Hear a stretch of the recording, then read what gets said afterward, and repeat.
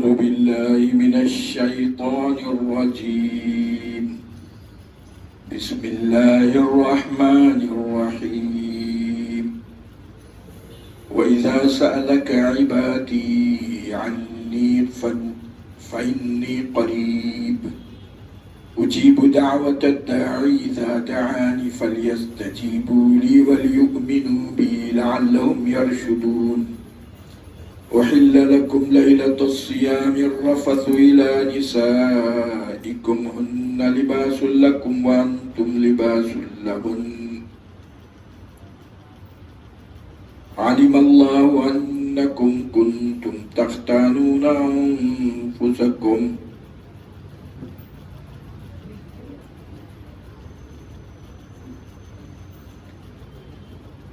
يسألونك عن الأهلة قل هي مواقيت للناس والحج وليس البر بأن تأتوا البيوت من ظهورها ولكن البر من اتقى وأتوا البيوت من أبوابها واتقوا الله لعلكم تفلحون. وقاتلوا في سبيل الله الذين يقاتلونكم ولا تعتدوا إن الله لا يحب المعتدين.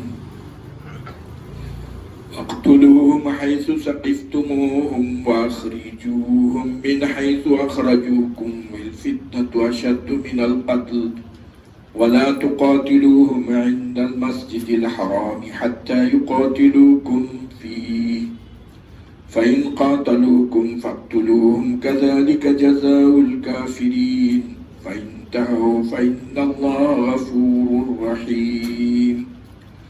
وقاتلوهم حتى لا تكون فتنة ويكون الدين لله فإن انتهوا فلا عدوان إلا على الظالمين. الشهر الحرام بالشهر الحرام والحرمات قصاص فمن اعتدى عليكم فاعتدوا عليه بمثل ما اعتدى عليكم واتقوا الله واعلموا أن الله مع المتقين. وأنفقوا في سبيل الله ولا تلقوا بأيديكم إلى التهلكة وأحسنوا إن الله يحب المحسنين. وأتموا الحج والعمرة لله فإن أحصرتم فما استيسر من الهدي ولا تحلقوا رؤوسكم حتى يبلغ الهدي محله. فمن كان منكم مريضا أو به أذى من رأسه ففدية من صيام أو صدقة أو نسك فإذا أمنتم فمن تمتع بالعمرة إلى الحج فما استيسر من الهدي فمن لم يجد فصيام 3 أيام في الحج و7 إذا رجعتم تلك 10 كاملة ذلك لمن لم يكن أهله حاضر المسجد الحرام. واتقوا الله واعلموا أن الله شديد العقاب. الحج أشهر معلومات فمن فرض فيهن الحج فلا رفث ولا فسوق ولا جدال في الحج وما تفعلوا من خير يعلمه الله وتزودوا فإن خير الزاد التقوى واتقون يا أولي الألباب. ليس عليكم جناح أن تبتغوا فضلا من ربكم فإذا أفضتم من عرفات فاذكروا الله عند المشعر الحرام واذكروه كما هداكم وإن كنتم من قبله لمن الضالين. ثم أفيضوا من حيث أفاض الناس واستغفروا الله إن الله غفور رحيم. فإذا قضيتم مناسككم فاذكروا الله كذكركم آباءكم أو أشد ذكرا. فمن الناس من يقول ربنا آتنا في الدنيا وما له في الآخرة من خلاق ومنهم من يقول ربنا آتنا في الدنيا حسنة وفي الآخرة حسنة وقنا عذاب النار. أولئك لهم نصيب مما كسبوا والله سريع الحساب. واذكروا الله في أيام معدودات فمن تعجل في يومين فلا إثم عليه ومن تأخر فلا إثم عليه لمن اتقى اللہ واعلموا انکم الیہ تحشرون۔ صدق اللہ العظیم۔ سورہ بقرہ میں ہم لوگ ہیں، آیت نمبر 199۔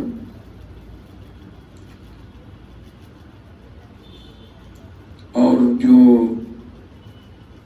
ابواب البر، یہ جو تحویل قبلہ کا مسئلہ تھا،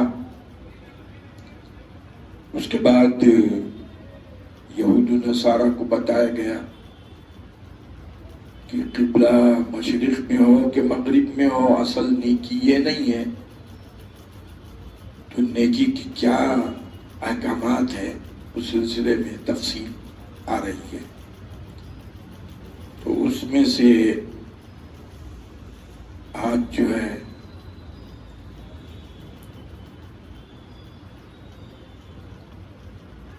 حج کے بارے میں تعلیمات ہیں، جہاد کے بارے میں تعلیمات ہے، حج کی تفصیلات ہے، حج اور عمرے کی۔ فرما رہے ہیں کہ یسألونک عن الأہلہ، اے رسول علیہ السلام، وہ آپ سے پوچھتے ہیں ہلال کے بارے میں۔ ہلال بولتے ہیں پہلی کے چاند کو، نیا چاند جو چاند ہوتا ہے اس کو ہلال بولتے ہیں۔ ہلال کی جمع اہلہ ہے۔ صحابہ کرام رضوان اللہ تعالی علیہم اجمعین ایسے باادب تھے کہ اللہ کے رسول صلی اللہ علیہ وسلم سے بے تکے سوالات نہیں کرتے تھے۔ کل صحابہ نے 14 سوالات حضور سے فرمائے ہیں۔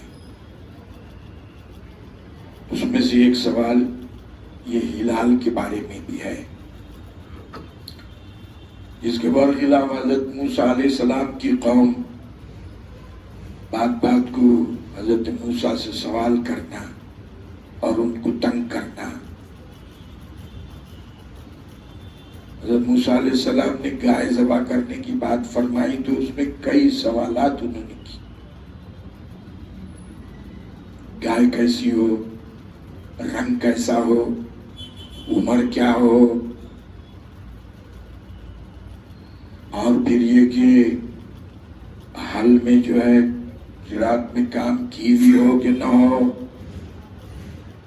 تو حضرت موسیٰ کی قوم نے جو ایسا حضرت موسیٰ علیہ السلام کو ستایا، صحابہ کا ادب ایسا تھا کہ حضور اکرم صلی اللہ علیہ وسلم سے پوچھتے ہی نہیں تھے سوالات۔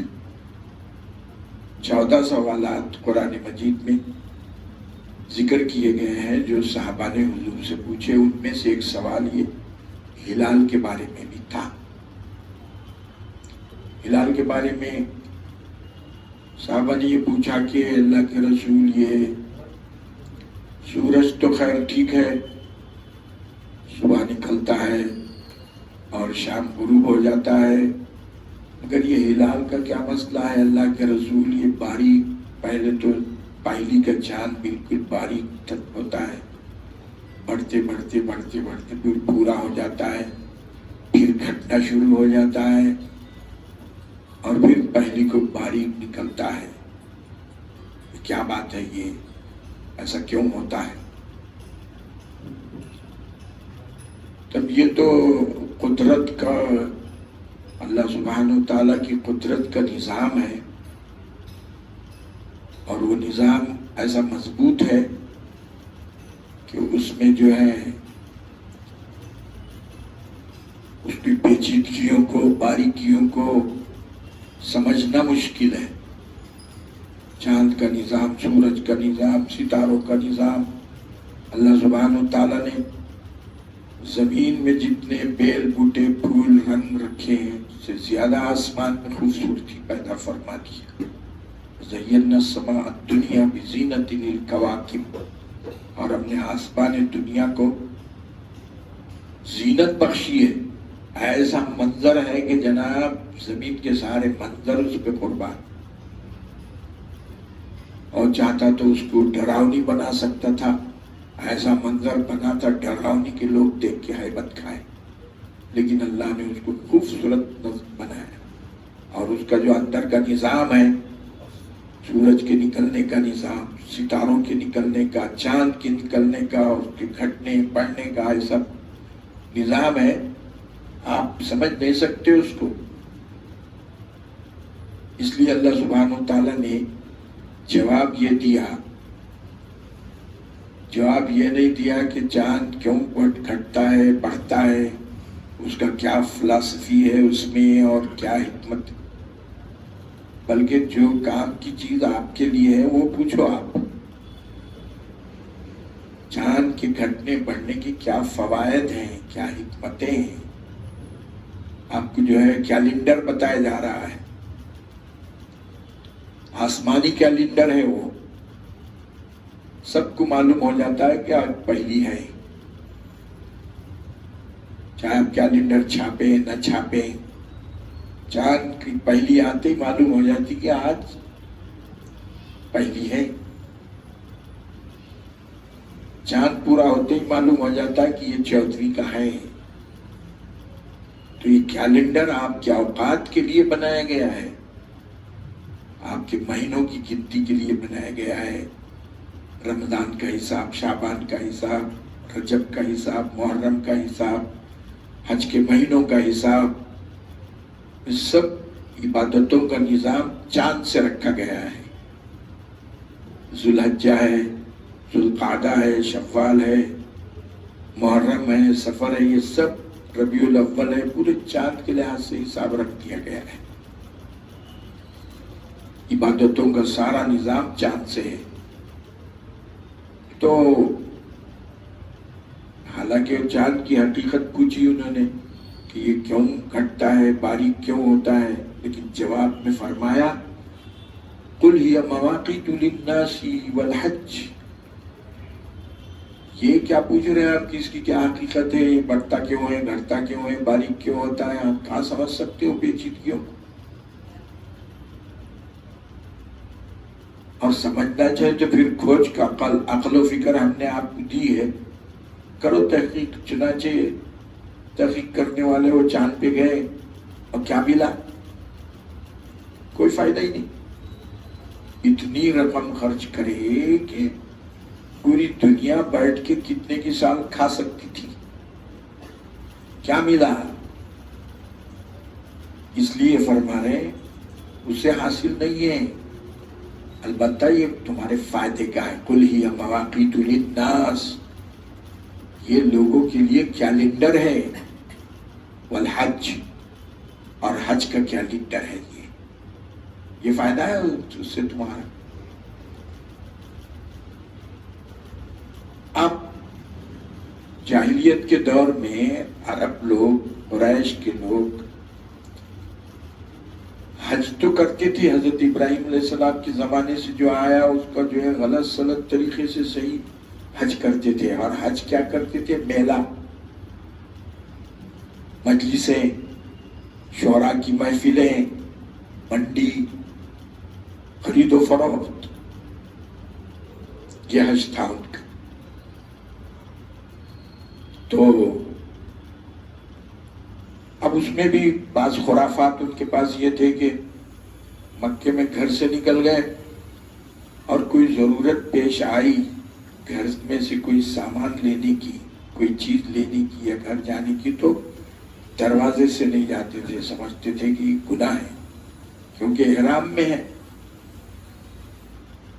لہذا دروازے کے گھر کے پیچھے سے جو ہے نقب زنی کر کے راستہ بنا کے جاتے تھے.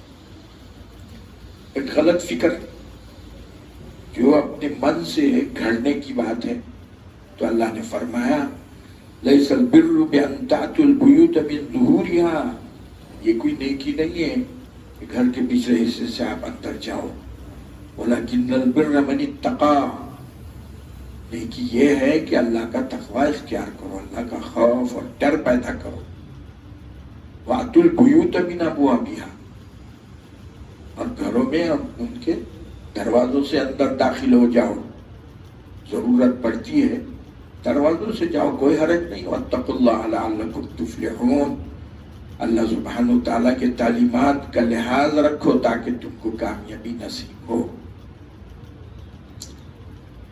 اب ہوا یہ کہ وہ صلح حدیبیہ میں ہجرت کے 6 سال اللہ کے رسول نے خواب دیکھا کہ آپ عمرہ فرما رہے ہیں. نبی کا خواب جو ہے وہ حقیقت ہوتی ہے. تو آپ عمرے کے لیے نکل گئے. پہنچے وہاں جانے کے بعد وہ قریش بزید ہو گئے کہ جی ہم آپ عمرہ طواف کرنے نہیں دیں گے، آپ کو عمرہ نہیں. اور بڑی تفصیلات ہے اس کے. آخر میں یہ طے ہوا کہ آپ لوگ اس سال واپس جائیے اور دوسرے سال آئندہ سال آ کے عمرہ کیجیے.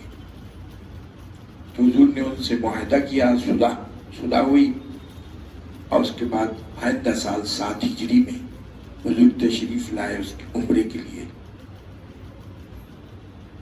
تو اب مسلمان عمرے کی نیت سے آ رہے ہیں تو ادھر مکے والوں نے جنگ کی تیاری شروع کر دی.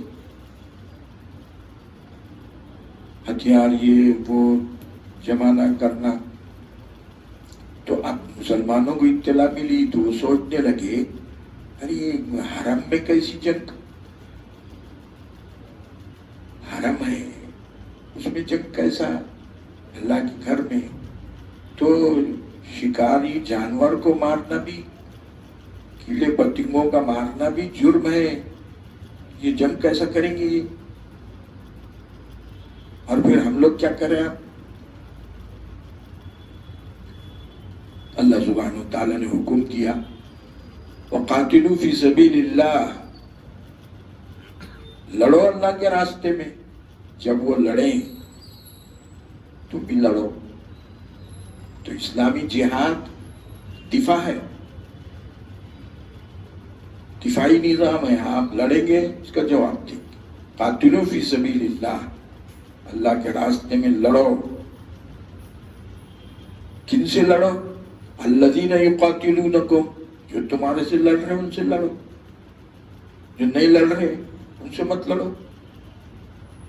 کوئی لڑ رہے ہیں آپ سے، ولا تعتدوا، مگر حد سے مت گزرو. انہیں جتنی لڑائی کر رہے ہیں آپ اس کا جواب دو، آپ حد سے آگے نہیں گزرنا.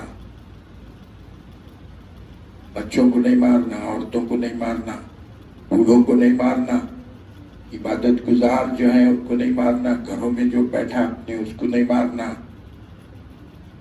معذوروں کو نہیں مارنا، پھلدار درخت نہیں کاٹنا، دودھ دینے والے جانور کو نہیں مارنا. یہ آگے مت پڑھو، یہ اصول ہے اس کی. ان اللہ لا يحب المعتدین، حد سے نکلنے والوں کو اللہ پسند نہیں کرتا. یہ اسلامی جہاد ہے. کہ جب کوئی لڑ رہا ہے آپ سے تو پھر آپ بھی لڑو. مکہ مکرمہ میں جو 13 سال مسلمان رہے ہیں، رسول پاک صلی اللہ علیہ وسلم اور صحابہ رہے، تو 13 سال تک لڑائی نہیں، صرف مار کھانا.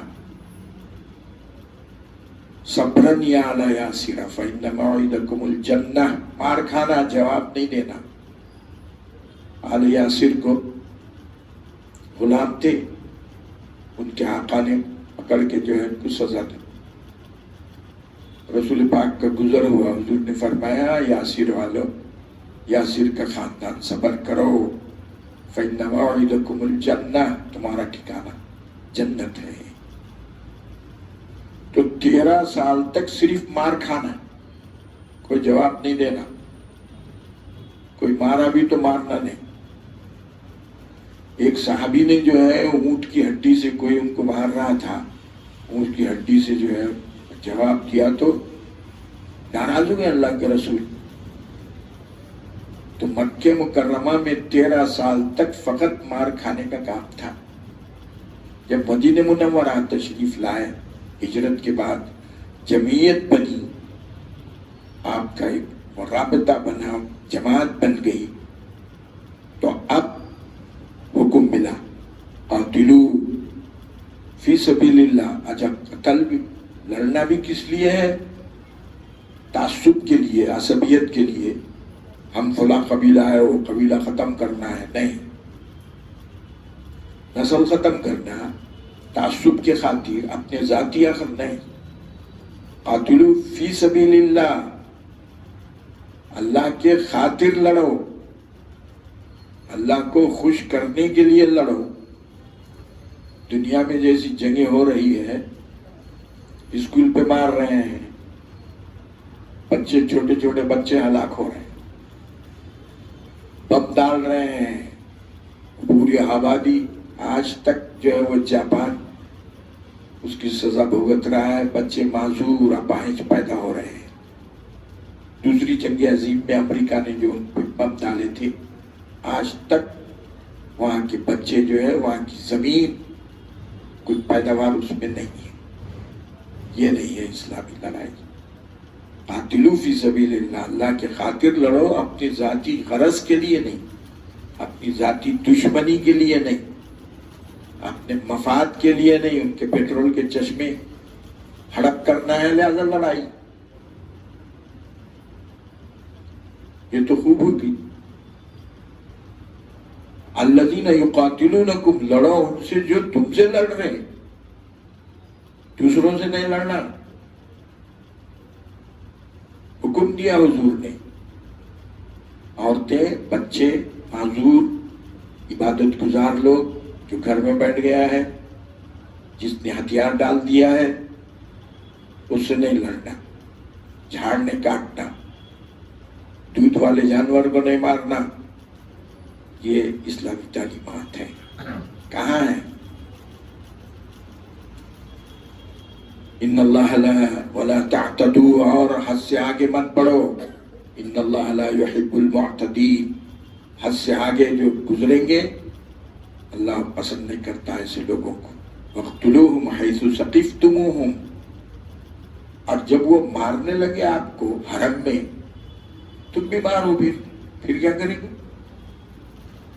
حالانکہ حرم میں لڑائی کرنا منع ہے، مگر جب وہ آپ کو وہاں مارنے لگے حرم میں، حَيْثُ ثَقِفْتُمُوهُمْ، پولیس والوں نے غلط سلط معلومات لے کر رپورٹ تیار کی. یہ آیت وَاقْتُلُوهُمْ حَيْثُ ثَقِفْتُمُوهُمْ، کافروں کو جہاں ملے تم مارو. تو آئے نظامیہ میں آئے، بولے یہ اسلامی تعلیم ہے کہ کافروں کو قتل کرو جہاں کہیں وہ ملے. تو مفتی صاحب نے کہا کہ نہیں، یہ تو اسلامی تعلیم پھر قرآن میں تو ہے. بولے یہ کیا ہے آیت؟ وَاقْتُلُوهُمْ حَيْثُ ثَقِفْتُمْ. ارے بھائی آپ جو ہے وہ پورا تسلسل جہاں سے آ رہا ہے اس کو چھوڑ کے بیچ میں کی چیز لے لیے. فَوَيْلٌ لِّلْمُصَلِّينَ، نماز پڑھنے والوں کے لیے خرابی ہے. اتنا لے لیے، نماز پڑھنے والوں کے لیے خرابی ہو گیا. یہ اسلام کا جہاد کا ایک نظام ہے. وہ پورا نظام آپ سمجھو. کب بول رہے ہیں کہ اگر وہ تم سے لڑتے ہیں تم جواب دو ان کا، اور پھر حرم میں لڑتے ہیں تو بھی تم ان کا جواب دو. یہ نہیں ہے کہ دنیا میں جہاں کافر دکھا اس کو مارو. یہ صحیح نہیں ہے. وَأَخْرِجُوهُمْ مِنْ حَيْثُ أَخْرَجُوكُمْ. تو تمام قرآنی تعلیمات کو آندھے چیتے اس کے آیتوں کو لے کے ان کے خلاف مستشرقین بولے تو وہ یورپ اور ویسٹرن کنٹریز کے اسکالرز جنہوں نے اسلامی قرآن کو سمجھنے کی کوشش کی، حدیث کو سمجھنے کی کوشش کی، بعضوں نے کچھ ٹھیک سمجھا، بعضوں نے تو اکثروں نے تو جو ہے غلط سلط اس میں بات ایک بتائی جا رہی ہے، آپ سمجھ رہی ایک. تو مستشرقین اورینٹلسٹ کہلاتے ہیں. بعض ان میں سے ہدایت پا گئے اور ایمان لا لیے، بات صحیح سمجھے، بات اکثر تو غلط ہی سمجھے. وَأَخْرِجُوهُمْ مِنْ حَيْثُ أَخْرَجُوكُمْ. اگر وہ ایسی شرارت کرتے ہیں کہ تمہارے سے تو معاہدہ ہو گیا ہے، کہ تم آئندہ سال آنا عمرہ کرنا، اگر پھر بھی وہ آ کے تم کو جو مارنے کے لگے تم کو جانے کے بعد، تو پھر تم بھی جواب دو اور نکالو ان کو جہاں سے انہوں نے تم کو نکالا ہے۔ مکے سے نکال دیا، مار مار کے نکالے۔ والفتنة أشد من القتل، اور فتنہ کسی امن پسند شہری کو جو بھی عقیدہ رکھ رہا ہے، جو بھی فکر رکھ رہا ہے اس کے خلاف کام کرنا، یہ فتنہ ہے۔ اور جو مقامی شہری ہے اس کو غیر شہری کہنا، اس کو گھسپیٹی کہنا، فتنہ ہے۔ یہ قتل سے زیادہ خطرناک چیز ہے۔ وَلَا تُقَاتِلُوهُمْ عِنْدَ الْمَسْجِدِ الْحَرَامِ، مگر یاد رکھو مسجد حرام میں، یعنی حرم میں، حرم کس کو کہتے ہیں؟ ایک تو کعبہ ہے، اس کے اطراف جو مسجد ہے اس کو مسجد حرام کہتے ہیں۔ اس کے بعد جو ہے جدے کی طرف شمیسیہ ہے، آج کل وہاں کوئی بڑا ریحال بنایا انہوں نے، وہاں تک حرم ہے، حرم کا ایریا ہے وہاں تک۔ یہ تو مسجد حرام تھی، وہ حرم ہے وہ وہاں تک۔ اور ادھر مسجد عائشہ رضی اللہ تعالیٰ عنہ 5 کلومیٹر ادھر عراق کی طرف، اور ادھر مزدلفہ حرم کا ایریا ہے، وہاں تک میقات حرم بولتے ہیں۔ اور پھر ادھر اور ریاض کی طرف قرن المنازل ہے، 95 کلومیٹر پہ ہے۔ ادھر مدینہ منورہ کی طرف ذوالحلیفہ ہے، 250 کلومیٹر ہے۔ یہ اتنا ایریا حرم کہلاتا ہے۔ تو بنوا رہے کہ تو یہ جو مختصر ایریا ہے یہ حرم ہے، اس کے بعد جو ایریا ہے وہ میقات کہلاتا ہے۔ وَاقْتُلُوهُمْ حَيْثُ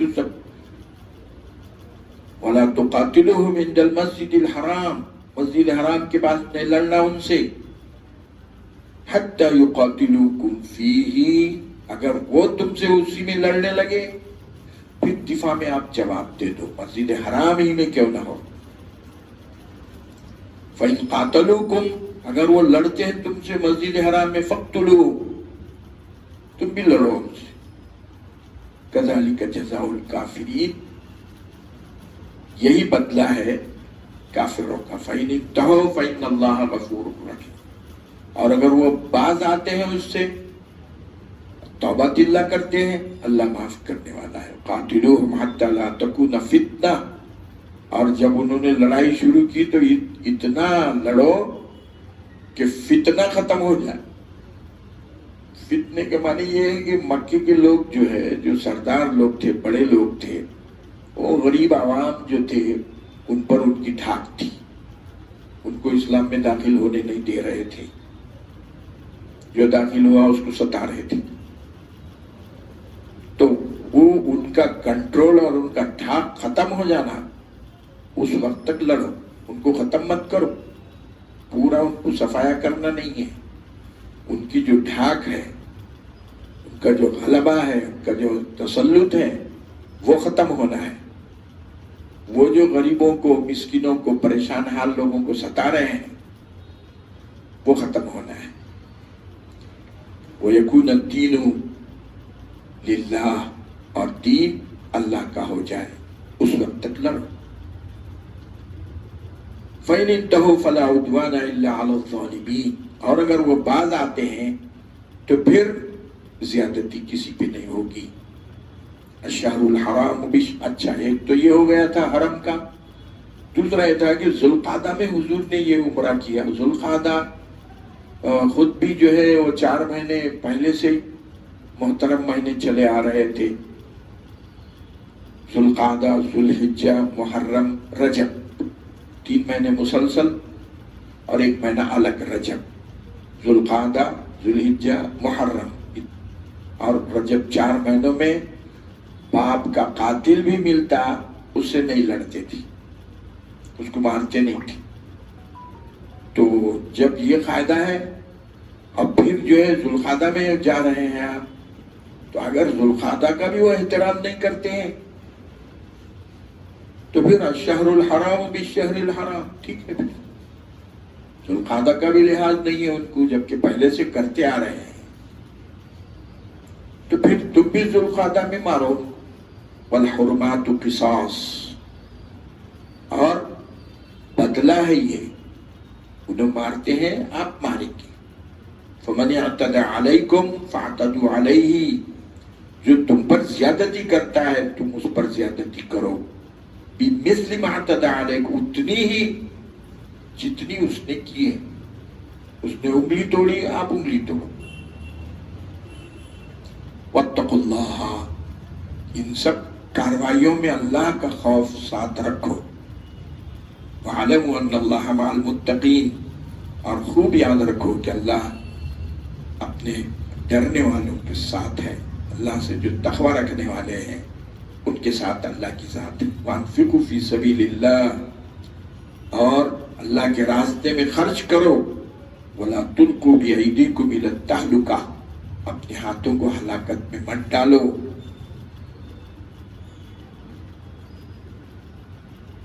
ہوا یہ کہ قسطنطنیہ میں اسلامی فوج گئی، حضرت ابو ایوب انصاری رضی اللہ تعالیٰ عنہ بھی وہاں شریک تھے، حضور کے ماموں میں سے تھے،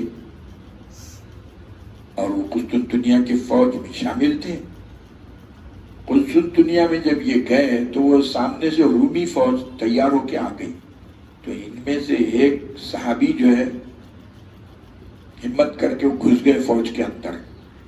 تو دوسرے ساتھیوں نے کہا ارے یہ کیا ہے، اپنے ہاتھ کو ہلاکت میں ڈال دیا، بولے اکیلا جا کے گھس گیا ہے۔ تو حضرت ابو ایوب انصاری نے فرمایا نہیں، وہ آیت کا وہ مطلب نہیں ہے، وہ آیت کا یہ مطلب ہے لا تلقوا بأیدیکم، اپنے ہاتھوں کو ہلاکت میں مت ڈالو۔ اس کا شان نزول یہ ہے کہ مدینہ منورہ میں جب کچھ حالات ٹھیک ہو گئے اور ہم لوگ کچھ جہاد سے اس سے فارغ ہو گئے، تو ہم لوگ یہ سوچنے لگے انصار کہ ہم لوگ بہت لڑے ہیں، اب کچھ اپنی باغات کھیتی ہوتی کی فکر کریں گے، اس کو درست کریں گے، اور جہاد کا اس وقت ذرا مہلت دیں گے، چھوڑ دیں گے اس کو۔ آیت نازل ہوئی کہ جہاد چھوڑنا اپنے آپ کو ہلاکت پہ ڈالنا ہے۔ جہاد جو ہے، جو لوگ تم کو لقمہ بنانا چاہ رہے ہیں ان کا لقمہ بن جائیں گے آپ، یہ تو ہلاکت میں ڈالنا ہے اپنے آپ کو۔ یہ آیت نازل ہوئی وَلَا تُلْقُوا بِأَيْدِيكُمْ إِلَى التَّهْلُكَةِ، اور مت ڈالو اپنے ہاتھوں کو ہلاکت میں جہاد چھوڑ کے۔ وَأَحْسِنُوا إِنَّ اللَّهَ يُحِبُّ الْمُحْسِنِينَ، نیکی کے کام کرو، اللہ محسنین کو پسند کرتا ہے۔ وَأَتِمُّوا الْحَجَّ وَالْعُمْرَةَ لِلَّهِ، اور حج اور عمرہ اللہ کے لیے کرو۔ اپنی بڑائی ظاہر کرنے کے لیے حج کیوں کرنا چاہ رہے ہیں؟ وہ بڑائی ہونا اپنے خاندان میں کیا ہے، یہ بھی جناب حاجی ہے، کوئی فائدہ نہیں اس کا۔ عمرہ کیوں کرنا چاہ رہے ہیں؟ مشہور ہو جانا خاندان میں، دوست احباب میں کہ جناب عمرے پہ عمرے کیے انہوں نے۔ نہیں، اتم الحج والعمرۃ للہ، حج اور عمرہ اللہ کو خوش کرنے کے لیے کرو، دوسری نیت نہ ہو، اپنا نام بڑھانے کے لیے۔ حضرت ہمارے سعدی علیہ رحمہ فرماتے ہیں کہ ایک گھر میں ہم لوگ دعوت میں گئے تو گھر والوں نے دسترخوان بچھانے کے لیے اپنے خادم کو بلایا اور کہا کہ دیکھو وہ دسترخوان لانا جو میں چوتھے حج میں لے کے آیا تھا۔ تو سعدی علیہ رحمہ فرمائے ایک ہی جملے میں اپنے چاروں حج کو ضائع کر دیا۔ یہ کیا ضرورت تھی بولنے کی کہ میں چوتھے حج میں وہ دسترخوان لایا تھا؟ بہت سارے حجاج کا یہی حال ہے، پڑھائی، معتبری، خاندان میں برتری. ارے حاجی صاحب ہے جناب، اس کے خاطر حج کر رہے ہیں، یہ کوئی صحیح فکر نہیں، اس سے کوئی کچھ حاصل نہیں. تو اللہ سبحانہ و تعالیٰ فرما رہے ہیں اتم الحج والعمرۃ للہ، اللہ کے لیے حج اور عمرہ کرو، دوسرا کوئی مقصد نہیں ہونا اس میں. حج اور عمرے میں یہ فرق ہے کہ عمرہ تو جو ہے عمرے کے لیے جانا آپ کو جو ہے سال بھر جا سکتے ہیں، آپ کبھی بھی سال کے کسی بھی دن عمرہ ہو سکتا. اور حج کے دن مخصوص ہے، شوال، ذوالقعدہ، ذوالحجہ کے 13 دن، 2 مہینے 13 دن، یہ حج کے کا موسم ہے. اسی میں حج ہوتا، اور اس میں بھی آخری کے جو 5 دن ہے 8، 9، 10، 11، 12 اس میں حج ہوتا. اس کے علاوہ پھر حج نہیں. تو عمرہ تو سال بھر کبھی بھی جاؤ آپ، لیکن حج ان دنوں میں. ایام حج بولتے ہیں شوال سے رمضان کے بعد شوال کا چاند دکھا، حج شروع، اس کی مدت 13 ذوالحجہ تک، 2 مہینے 13 دن یہ ایام حج ہے. اور آخر کے 5 دن تو نہایت اہم ہے. کوئی اگر وہ 5 دن جا کے آ گیا حج ہو گیا اس کا. تیسرا فرق یہ ہے حج اور عمرے میں کہ عمرہ جو ہے اس کے اعمال کم ہیں. مثلا اب عمرے کو کوئی جا رہا ہے تو احرام باندھے گا اور جائے گا، جانے کے بعد جو ہے طواف کرے گا عمرے کا، اس کے بعد سعی کرے گا، بال منڈائے گا، احرام ختم ہوگا، یہ عمرہ ہو گیا. اور حج میں یہ سب ہونے کے باوجود جو ہے طواف کرے گا، سعی کرے گا، پھر ایام حج کا انتظار کرے گا 8 ذوالحجہ کا، پھر وہاں سے مینا جائے گا. مینا میں 4 دن، مینا میں جو ہے 1 دن رہے گا. 9ویں کی صبح عرفات جائے گا، عرفات میں شام تک ٹھہرے گا، پھر مزدلفہ آئے گا، مزدلفہ میں رات گزارے گا، پھر مینا میں آئے گا. مینا میں جو ہے پھر 10، 11، 12، 13 وہاں رہ کے شیطان کو کنکریاں مارے گا، قربانی کرے گا، پھر بال نکالے گا، پھر احرام ہوتا. یہ حج ہے. حج میں لمبے کام ہے،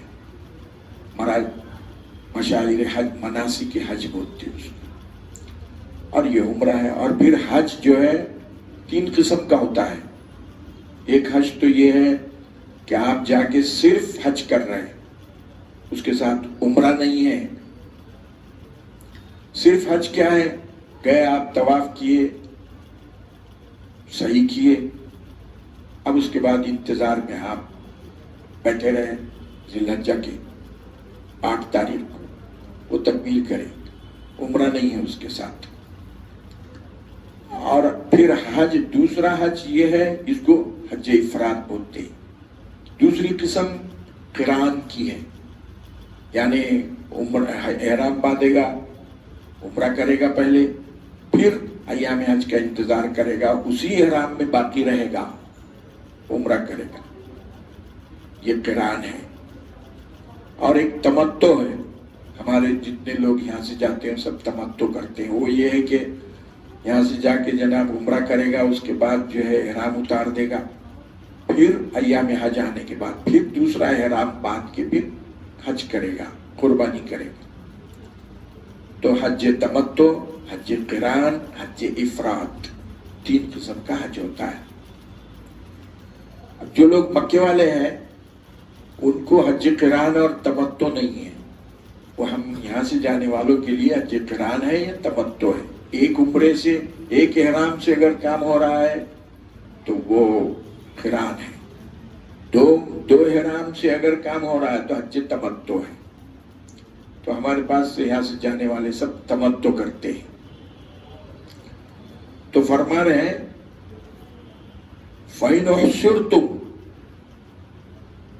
احرام تو باندھ لیا اب حج کا یا عمرے کا، مگر جا کے راستے میں آپ کو روک لیا گیا، جیسے حدیبیہ میں ہوا۔ صلح حدیبیہ کے موقع پہ جو ہے حضور کو روک دیو، لوگ کہیں گے نہیں آپ لوگ نہیں طواف کر سکتے، عمرہ نہیں کر سکتے، روک دیے۔ فَإِنْ أُحْصِرْتُمْ، اگر تم کو روک دیا گیا، فَمَا اسْتَيْسَرَ مِنَ الْهَدْيِ، تو جو قربانی کا جانور ہے وہ ذبح کرو، پھر اس کے بعد بال نکالو، پھر احرام کھلے گا آپ کا۔ وَلَا تَحْلِقُوا رُؤُوسَكُمْ حَتَّى يَبْلُغَ الْهَدْيُ مَحِلَّهُ، اور سر کے بال نہیں نکالنا جب تک کہ قربانی نہ ہو، اور قربانی حرم کے ایریے میں ہونا۔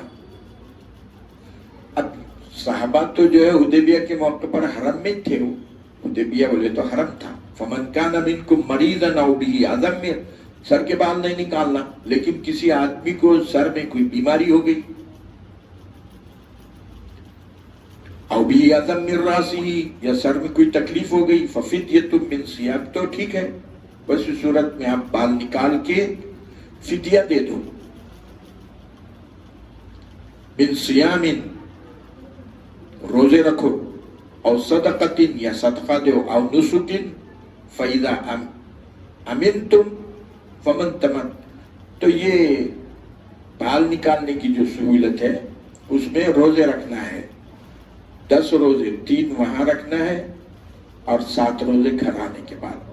فمن تمتع بالعمرۃ الی الحج فما استیسر من الہدی، اور جو آدمی تمتع کیا، حج تمتع، تو اس کو قربانی دینا ہے۔ فمن لم یجد، اور کسی کے پاس قربانی نہیں ہے، پیسے نہیں ہیں قربانی کے، ٹھیک ہے، فمن لم یجد فصیام ثلاثۃ ایام فی الحج، 3 روزے وہاں رکھیے، وسبعۃ اذا رجعتم، گھر آنے کے بعد 7 روزے، 10 مکمل کر لو، یہ قربانی کا بدلہ ہو گیا۔ تلک عشرۃ کاملہ، یہ پورے 10 ہو گئے۔ ذالک لمن لم یکن لہ اہلہ حاضر المسجد الحرام، جو لوگ مکے کے رہنے والے نہیں ہیں ان کے لیے یہ احکام ہے۔ واتقوا اللہ واعلموا ان اللہ شدید العقاب، اور اللہ سے ڈرو اور جان لو کہ اللہ جو ہے کوئی نافرمانی کرنے والے ہیں تو ان کے لیے شدید عقاب والے ہیں۔ الحج اشہر معلومات، حج کے مہینے مشہور ہیں۔ فمن فرض فیہن الحج، جو شخص حج کیا، فلا رفث، تو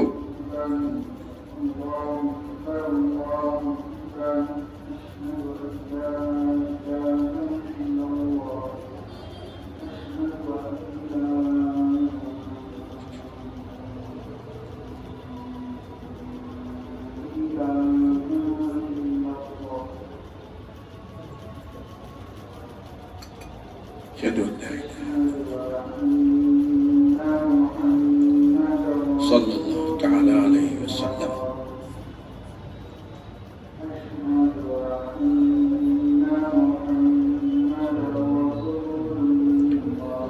صلی اللہ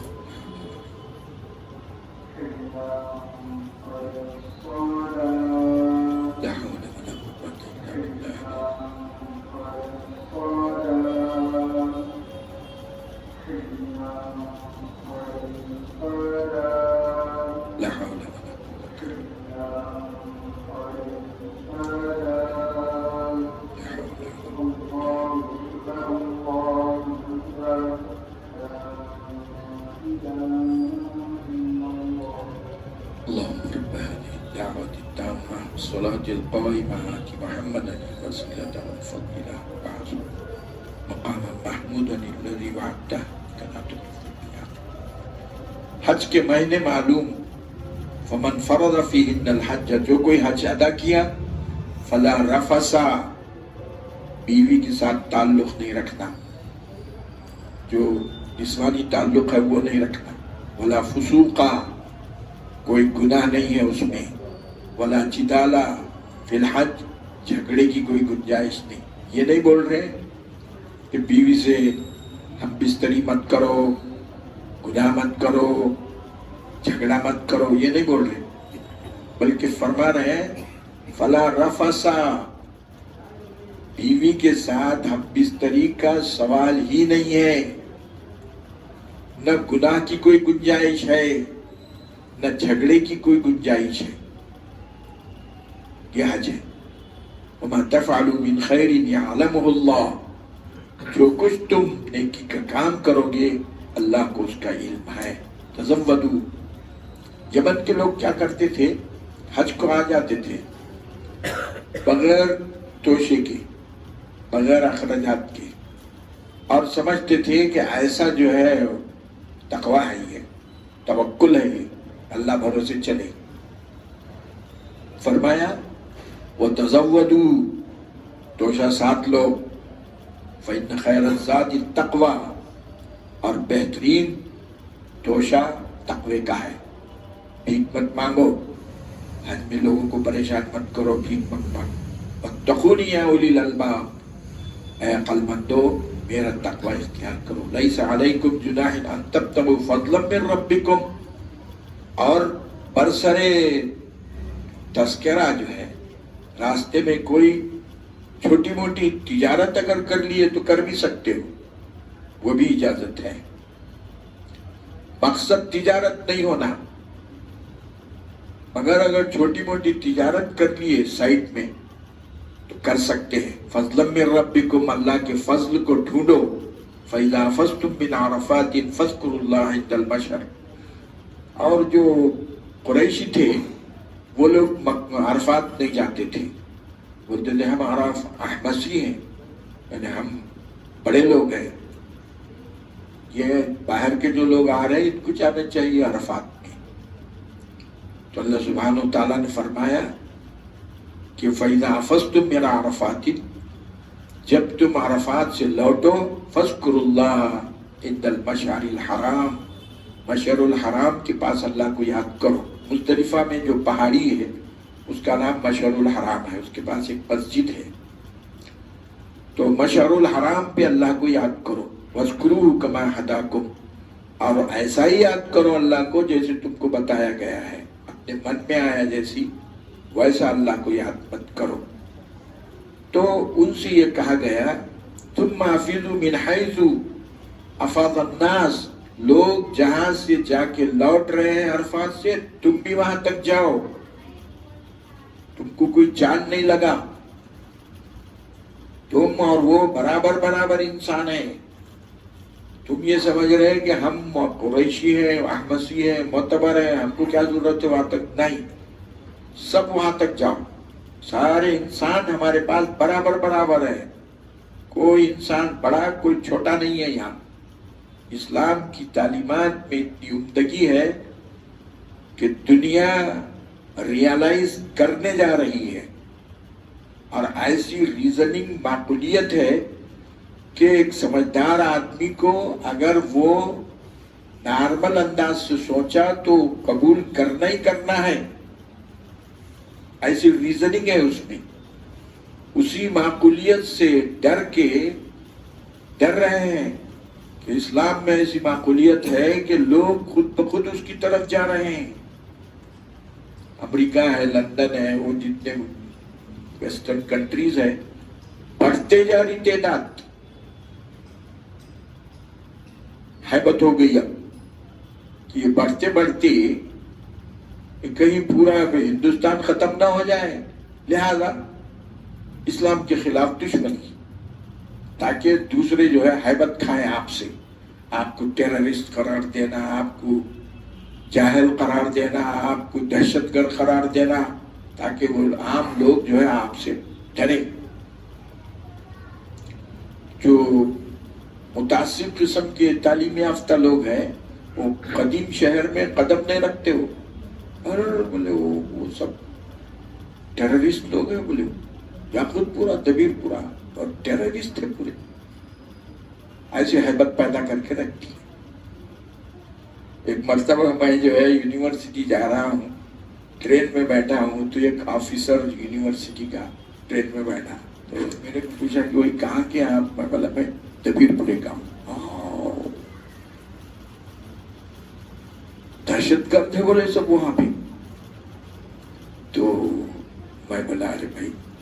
تھوڑی دیر کے بعد میں بولا صاحب میں جو ہے وہ یاقوت پورے میں رہتا ہوں اور آزو بازو میرے ایک صاحب بلدیہ کے سپرنٹینڈنٹ ہے, ایک صاحب کانگریس کے سیکرٹری ہے, ایک صاحب پوسٹ ماسٹر ہے. آپ بول رہے سب کے سب ٹیررسٹ ہیں, تو میرے سمجھ میں نہیں آ رہا کہ سب کیسے ٹیررسٹ ہو سکتے ہیں. اب جہاں میں ہوں صاحب وہاں کا تو یہ حال ہے. آپ کو معلوم نہیں بولے ابھی کیا معلوم ہے آپ کو؟ تو یہ ایسا ماحول بنا دیے کہ سب مسلمان پورے ٹیررسٹ ہیں اور جو ہے یہ جاہل قسم کے لوگ ہیں, لڑنے لڑانے والے ہیں, وہاں جانا ہی نہیں مجھے. تو سب یہ ہیبت دلائی جا رہی ہے اسلام کی خوبیوں کو دیکھ کر. باوجود اس کے اسلام میں لوگوں کے داخل ہونے کا سلسلہ جاری ہے دنیا کے ہر کونے میں, کیونکہ اس میں ایسی معقولیت ہے, ایسی ریزننگ ہے مذہب میں کہ ہر ایک کو ماننا ہی ماننا ہے. تو فرما رہے ہیں ثم حفظوا من حيث افاض الناس, سب لوگ جہاں جا رہے ہیں عرفات وہاں جا کے آؤ.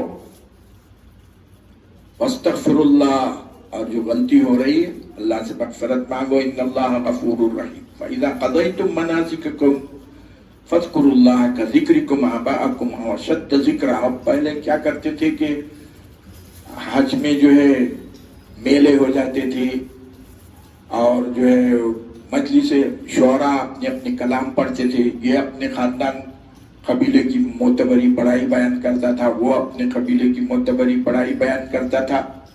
سمجھے نہیں؟ ہمارا سردار ایسا ہے, ہمارے شعراء ایسے ہیں, ہمارا.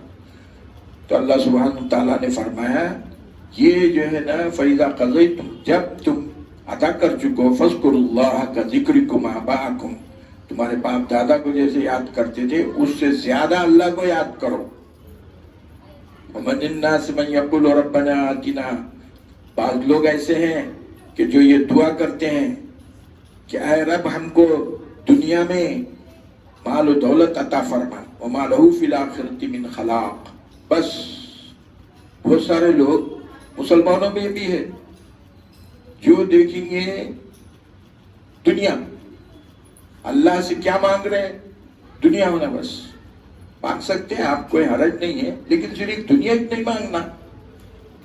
اے اللہ آپ ہمارے سے راضی ہو جائیے, اے اللہ آپ ہمارے سے خوش ہو جائیے, اے اللہ صالحین کے ساتھ ہم کو جنت نصیب فرمائے, یہ مانگنا ہے.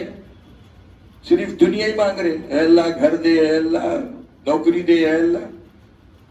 بزرگ سے کسی مرشد سے بھی ملے تعویذ دو, دکان چلنے کا تعویذ, کاروبار میں برکت ہونے کا تعویذ. اللہ سے کیسے قریب ہونا اس کا سوال ہی نہیں. تو اللہ سبحانہ و تعالیٰ فرما رہے ہیں بہت سارے لوگ ایسے ہیں اور صرف یہ بولتے اے رب ہمارے لیے دنیا میں مال و دولت عطا فرما. صرف ان کے لیے آخرت میں کوئی حصہ نہیں. اور بہت سارے ایسے ہیں جو یہ بولتے ربنا آتنا فی الدنیا حسنہ فی الآخرہ, کہ اے اللہ دنیا میں بھی ہم کو نیکی عطا فرما اور آخرت میں بھی ہمارے لیے خیر کا معاملہ فرما. وقنا عذاب النار, اور ہم کو دوزخ سے بچا. ایک نوجوان جو ہے دبلا پتلا ہو گیا, چوزے کے جیسا ہو گیا. تو اللہ کے رسول صلی اللہ علیہ وسلم نے اس سے پوچھا کہ بھائی تم کوئی دعا کر رہے ہو اللہ سے, اتنے دبلے پتلے ہو گئے تم چوزے کے جیسے. تو بولے اللہ کے رسول میں اللہ سے یہ دعا کر رہا ہوں کہ اے اللہ جو عذاب دینا ہے تیرے کو میرے کو اسی دنیا میں دے دے, جو عذاب دینا ہے اسی آخرت میں, جو عذاب آپ کو دینا ہے میرے کو اسی دنیا میں دے دے. حضور نے فرمایا کہ تو اللہ کے عذاب کو کہاں برداشت کرے گا, اس کے بجائے یہ دعا کر. حضور نے یہ دعا سکھائی اس کو, ربنا آتنا فی الدنیا حسنۃ وفی الآخرۃ حسنہ وقنا عذاب النار, کہ اللہ میری دنیا بھی اچھی کر, آخرت بھی اچھی کر, اور مجھے عذاب دوزخ سے محفوظ فرما. اولئک هم نصیب مما کسبوا, ایسے لوگ جو دنیا اور آخرت دونوں مانتے ان کو حصہ ملے گا. واللہ سریع الحساب، اور اللہ سبحانہ تعالیٰ جلد حساب لینے والے ہیں. وَاذْكُرُوا اللَّهَ فِي أَيَّامٍ مَّعْدُودَاتٍ، اور مینا کے جو 3-4 دن ہیں اس میں اللہ کو یاد کرو. فَمَن تَعَجَّلَ فِي يَوْمَيْنِ، جو 12 تاریخ کو نکل گیا وہاں سے، فَلَا إِثْمَ عَلَيْهِ، کوئی بات نہیں ہے. وَمَن تَأَخَّرَ، اور جو 13 تک ٹھہرا مینا میں، فَلَا إِثْمَ عَلَيْهِ، کوئی بات نہیں. وَاتَّقُوا اللَّهَ وَاعْلَمُوا أَنَّكُمْ إِلَيْهِ تُحْشَرُونَ، اللہ کا خیال رکھو، اللہ سے ڈرو اور جان لو کہ اللہ ہی کے پاس تم سب کو جمع ہونا ہے. صلی اللہ تعالی علی خیر خلقہ محمد وعلی آلہ واصحابہ اجمعین.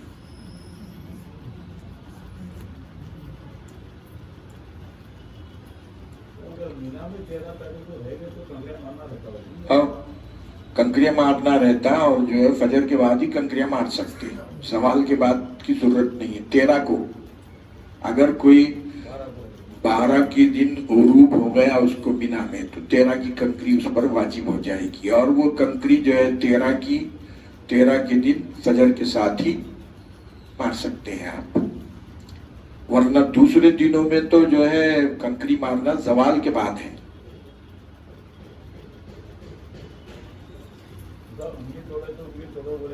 جی مت کرو بول رہے ویسا.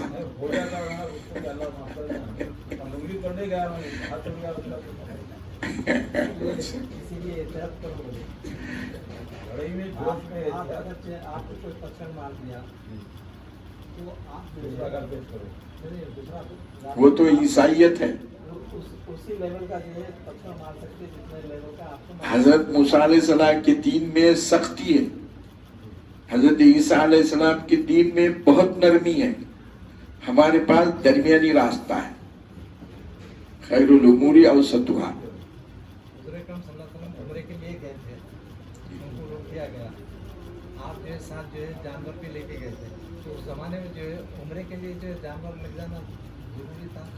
وہ عام طور پر جو ہے عمرے کے لیے جانور ضروری نہیں ہے، سنت ہے، آپ کر سکتے ہیں. اب تو کوئی نہیں لے کے جاتا عمرے کے لیے. نہیں کوئی بھی نہیں لے جاتا، سنت ہے. وہ عمرہ خود سنت ہے. سنت ہے تو جو اس کے پر عمل ہونا چاہیے نا. نہیں، اب چونکہ جانور وہاں خود مل رہے ہیں تو کوئی نہیں کرتا نا، جو عمرے کو جا رہا ہے. ہاں نہیں کرتے، کوئی نہیں کرتا. وہ اختیار پہ ہے، وجوب نہیں ہے، لازمی نہیں ہے.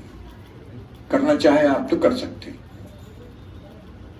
اس زمانے میں تھا اور نہیں ویسا نہیں ہے، وہ آپ کے اختیار پہ ہے. عمرے کو بھی جا رہے ہیں آپ تو حجی قربانی کا جانور ساتھ رکھتے تھے، بعد نہیں بھی رکھتے تھے، بعد رکھتے تھے. تو وہ اختیار ہے آپ کو، لازمی نہیں ہے.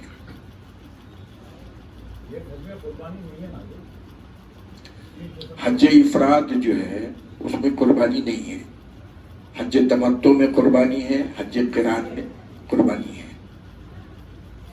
اور قربانی کے کسی پاس پیسے نہیں ہے، پھر 3 روزے وہاں رکھو، 7 روزے گھر میں آنے کے بعد رکھو. یہ بھی سہولت ہے. یہ 7 روزے جو رکھیں گے مسلسل رکھنا ہے یا مرضی آپ کی، الگ الگ کر کے رکھو یا ایک دم رکھو، مسلسل، دونوں اختیار ہے. نہیں، اصل میں حرم کا جو ایریا ہے، ادھر مسجد عائشہ، ادھر صلح حدیبیہ اور مزدلفہ، ادھر مسجد عائشہ، یہ حرم ہے. اس کے بعد جو ہے ذو الحلیفہ جو 250 کلومیٹر ہے وہ میقات ہے. وہ حرم کا ایریا جو ہے، حرم جس کو بولتے ہیں، وہ مسجد عائشہ ادھر ہے، مزدلفہ عرفات کی طرف ہے، اور ادھر جدے کی طرف جو ہے شمیسیہ، یعنی وہ 31 کلومیٹر ہوگا جدے کی طرف، یہ حرم ہے. اور اس کے علاوہ جو ہے میقات ہے. وہ میقات جو ہے ادھر جو ہے یلملم ہے آپ لوگوں کے لیے، طائف کے پاس سمندری راستہ یلملم پہاڑ ہے سمندر میں، طائف کے بازو وہ میقات ہے، وہ وہاں سے احرام باندھنا ضروری ہے. اور ادھر قرن المنازل ہے 95 کلومیٹر ہے ریاض کی طرف، اور مدینہ منورہ کی طرف ذوالحلیفہ 250 کلومیٹر ہے، جحفہ بولتے ہیں اس کو. تو یہ میقات ہے. میقات بہت بڑی ہے، ایک طرف 95 کلومیٹر ہے، ایک طرف 250 کلومیٹر ہے، اور ایک سب یلملم 95 کلومیٹر ہے طائف کی طرف. اور یہ حرم جو ہے یہ مختصر ہے، ایک طرف 5 کلومیٹر ہے، ایک طرف 30 ہے، ایک طرف 15 ہے. یہ حرم الگ ہے، پہلے کعبہ ہے، اس کے بعد وہ مسجد حرام ہے، اس کے بعد حرم ہے، اس کے بعد میقات ہے. مسجد حرام اور حرم میں فرق کیا معنی کیا ہے؟ مسجد حرام کے معنی مسجد حرام بولے تو کعبے کے اطراف جو مسجد بنی ہوئی ہے وہ مسجد الحرام ہے. اب حرم تھوڑا چوڑا ایریا ہے، ادھر جو ہے مسجد عائشہ ہے، ادھر مزدلفہ ہے، ادھر شمیسیہ ہے، یہ حرم ہے. نماز پڑھے تو وہی 1 لاکھ حرم میں آپ نماز پڑھیں گے 1 لاکھ، 1 رکعت 1 لاکھ. جتنا ایریا حرم کا ہوتا ہے کہیں بھی پڑھو. جو حرم میں آپ کہیں بھی پڑھو. یعنی جو حدود حرم کا ایریا ہے اس میں بھی نماز پڑھے تو جو ہے اتنا ہی ثواب آتا ہے. وہی ثواب. بعض لوگوں نے کہا کہ وہ صحیح ہے، وہ بھی وہی ثواب ہے. بعض نے کہا کہ نہیں، وہ ثواب صرف مسجد حرام تک ہے.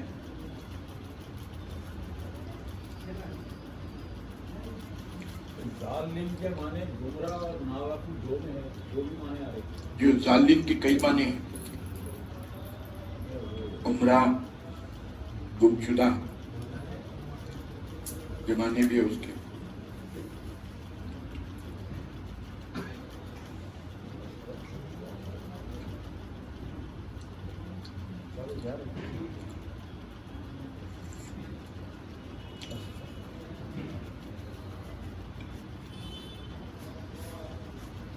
میقات میں داخل ہو کے کیا پابندی ہے؟ احرام ہونا. نیت کرنا ہوگا. جیسے آپ لوگ ادھر سے جا رہے ہیں، یلملم کے بعد جو ہے احرام کے بغیر نہیں جا سکتے. عمرے کی نیت کرنا ہوگا. باقی عمرے کی نیت ہونا، احرام ہونا. ہندوستان کے لیے یلملم ہے، طائف کے بازو سمندر میں ایک پہاڑ ہے، اس کا نام یلملم ہے.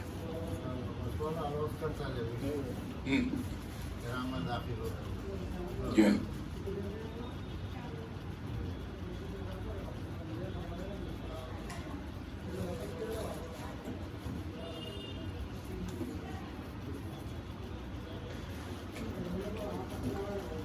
اللهم لك الحمد ولك الشكر، اللهم لك الحمد ولك الشكر.